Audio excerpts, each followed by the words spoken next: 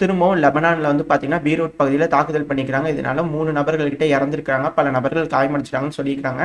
டைமா இன்க்ரீஸ் ஆயிட்டு இருக்கு. இஸ்ரேல் தொடர்ந்து பல பகுதிகளில் இந்த பிராந்தியத்தில் தாக்குதல் பண்ணிருக்காங்க, ஏர் ஸ்ட்ரைக் பண்ணிருக்காங்க அப்படின்னு மாற்றுக்கருத்துல. அதே போல வந்து பாத்தீங்கன்னா யமன் ஹவுதிஸ் கொண்டோம்னா யூஎஸ் தரப்பு வந்து மிரட்டல்கள் வந்திருக்கு. ரம்ஜான் டைம்ல கூட வந்து பாத்தீங்கன்னா உங்களுக்கு விட்டு வைக்கல, பயங்கரமான தாக்குதல் பண்ணிட்டு இருந்தாங்க. அமெரிக்கா அது மட்டும் இல்லாம யமன் மக்களுக்கு ஈது வாழ்த்துக்கள் வேற சொல்லியிருந்தார். அதான் இருக்கு ஹைலைட். இப்ப என்ன சொல்லிக்கிறாங்கன்னா தொடர்ந்து தாக்குதல் பண்ணிட்டு தான் இருப்போம், இங்க இருக்கிற வெசல்ஸ் நீங்க அடிக்கிறீங்க அப்படின்னா நாங்க தொடர்ந்து தாக்குதல் பண்ணிட்டு தான் இருப்போம் அப்படிங்கிறது போல அவங்க தரப்புன்னு சொல்றாங்க. ஆனா இப்ப திரும்பவும் 16வது முறையா இந்த காசா பிரச்சனை ஆரம்பிச்சதுல இருந்து 16வது முறையா MQ-9 ரீப்பர் ட்ரோனை நாங்க டவுன் பண்ணிட்டோம், அதுவும் உள்நாட்டிலே தயாரிக்கக்கூடிய மிசைலை யூஸ் பண்ணி அப்படிங்கிறது போல அவங்க தரப்பு ஸ்டேட்மெண்ட் வந்திருக்கு. வீடியோ பதிவுகள்ல வந்துகிட்டு இருக்கு. சோ 16வது ட்ரோன் காலி அப்படிங்கிறத இதுல இருந்து புரிஞ்சுக்க முடியுது. ரெண்டாவது அதிகமான ஆயுதங்களை சவுதிக்கா இருக்கட்டும், கத்தருக்கா இருக்கட்டும், அமெரிக்கா டம்ப் பண்ண ஆரம்பிச்சிருக்காங்க அப்படிங்கிற போல செய்திகளும் வந்துகிட்டு இருக்கு.